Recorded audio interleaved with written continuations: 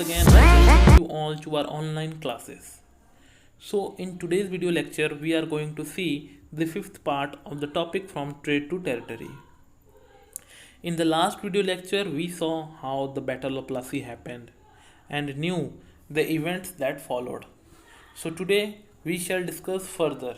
Okay, but start करने से पहले एक बार रिकैपुलेट कर लेते हैं. तो बैटल ऑफ प्लासी के बाद क्या क्या हुआ. तो आपको ये याद होगा कि बैटल ऑफ प्लासी किसके बीच लड़ी गई थी. सिराजुद्दौला और ईस्ट इंडिया कंपनी के बीच. जीता कौन था? East India company. अब जब सिराजुद्दौला हार गए तो उन्हें असैसिनेट कर दिया गया. असैसिनेट कर दिया गया मतलब उनका मर्डर कर दिया गया. और इसके बाद यहाँ के नए नवाब कौन बने बंगाल के? तो मीर जाफ़र. अब मीर जाफ़र को तो प्रॉमिस किया गया था कि उन्हें नवाब बनाएंगे, तो मीर जाफ़र भी खुश थे, नवाब बन गए. अब क्या होता है कि कुछ समय तक तो सब कुछ नॉर्मल चलता है, but after some time Mir Jafar के लिए ईस्ट इंडिया कंपनी सरदर्द बन जाती है. क्यों बन जाती है? तो वो इसलिए कि मैंने आपको पिछले वीडियो में बताया था ना कि कंपनी को पपेट रूलर चाहिए था, जो कि मीर जाफ़र थे.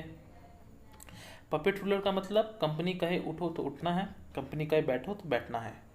मीर जाफ़र तो इनिशियली सब कुछ मान रहे थे, बट एक बात बताओ आप, जिसके खून में नवाबी भरी पड़ी हो, जरा सोचो, तो वो किसी की बात सुनेगा? किसी के ऑर्डर को बर्दाश्त कर पाएगा?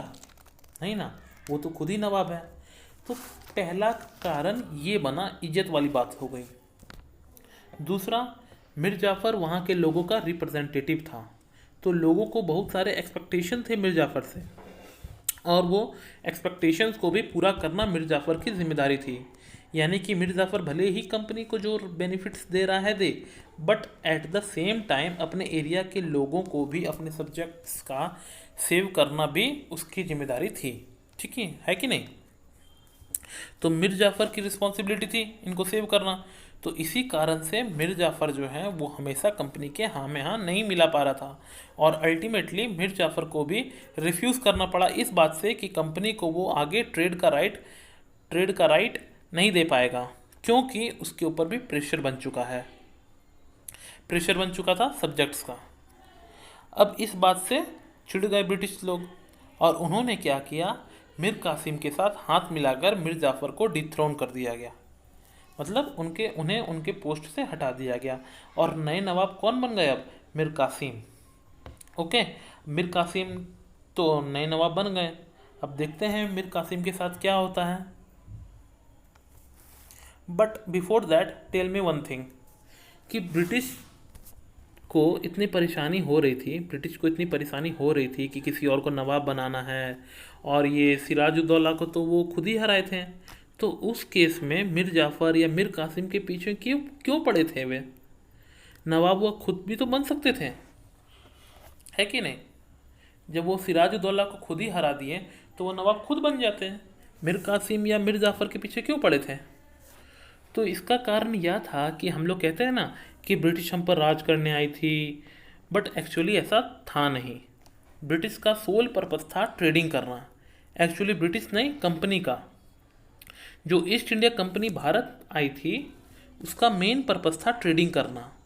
तो कंपनी ट्रेड में ही इंटरेस्टेड थी. एडमिनिस्ट्रेशन से उसको कोई मतलब नहीं था. बस ये चाहिए था कि उन्हें भरपूर सहयोग मिले ताकि उसका प्रॉफिट ज़्यादा से ज़्यादा जनरेट हो सके. इसीलिए वो खुद नवाब नहीं बने, और उन्हीं उसके जगह यहाँ के जो नवाब थे उन्हीं लोगों से हाथ मिलाकर काम चलाया. क्लियर है? चलिए, तो अब आगे बढ़ते हैं. अब मीर कासिम नवाब तो बन गए, तो फिर क्या प्रॉब्लम आ गई?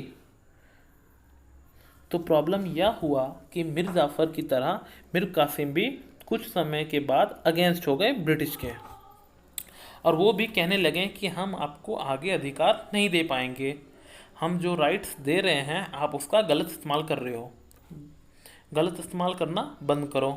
अब ब्रिटिश फिर परेशान हो गई, और इसी कारण से ईस्ट इंडिया कंपनी और मीर कासिम के बीच छोटे मोटे झगड़े शुरू होने लगे, और यही फाइनली बैटल ऑफ बक्सर को रिजल्ट किए.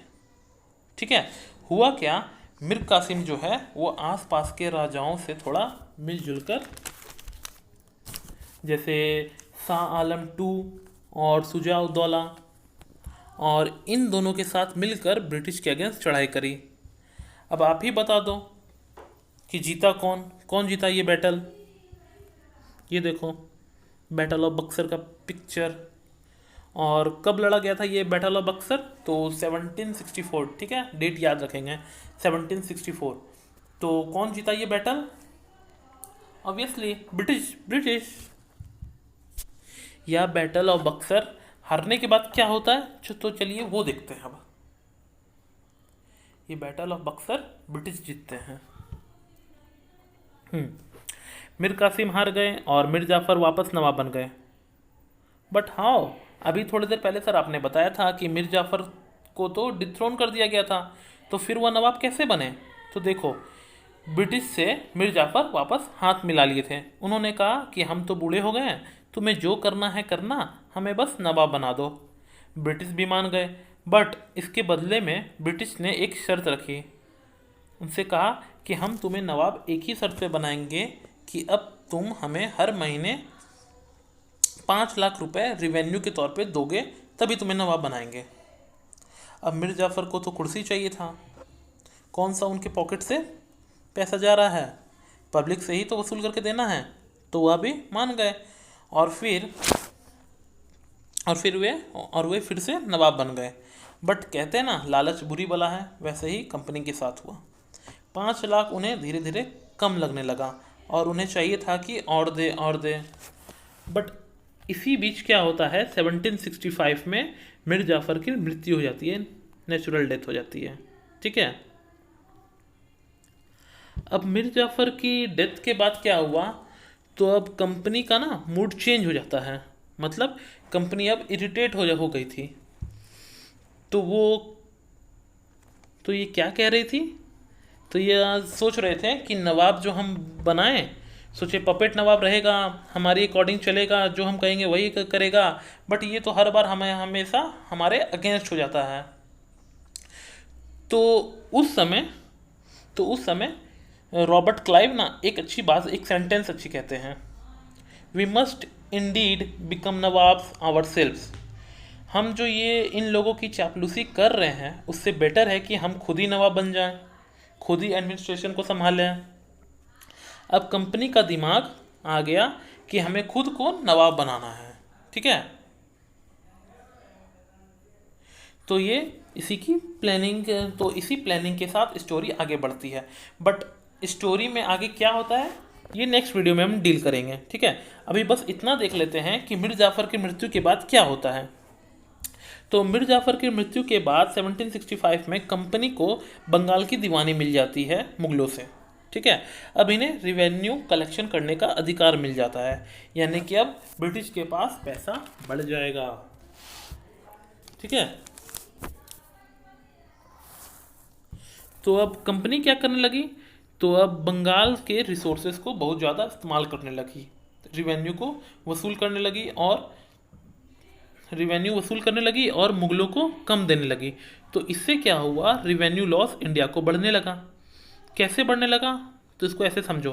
पहले क्या होता था, ब्रिटिश को अगर इंडिया से कोई माल खरीदना होता था तो वह इंग्लैंड से गोल्ड या सिल्वर लाना पड़ता था एक्सचेंज के लिए। अब क्या हो गया, अब तो ऑफिसर्स यहीं पे काम कर रहे थे, तो रिवेन्यू तो यहीं से ले रहे थे। तब यहाँ से जो पैसा ले रहे थे उसी पैसे से माल खरीद लेंगे वे, ठीक है। तो अपने देश से उन्हें पैसे लाने की ज़रूरत नहीं होगी। तो इस तरीके से इंडिया को रिसोर्सेज का लॉस होने लगा। तो इसीलिए कहते हैं ना कि जो हमारे सोने की चिड़िया थी, तो ब्रिटिश उन्हें उजाड़ गए, बर्बाद कर दी गए, कहते हैं ना, ठीक है। तो यहाँ तक क्लियर हो गया।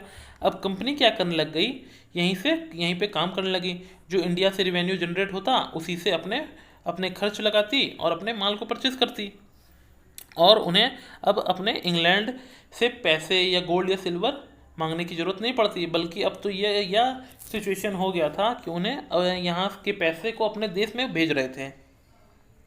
जैसे एग्जाम्पल के तौर पे देख लो, रॉबर्ट क्लाइव जब यहाँ इंडिया आए थे तो वो साधारण थे, लेकिन जब वो यहाँ से गए थे, इनफैक्ट वो इतने अमीर बन गए थे कि कोर्ट में उनका केस चला था, क्योंकि सरकार, वहाँ की सरकार को इन पे डाउट हो रहा था कि इतने पैसे ये लाए कहाँ से है।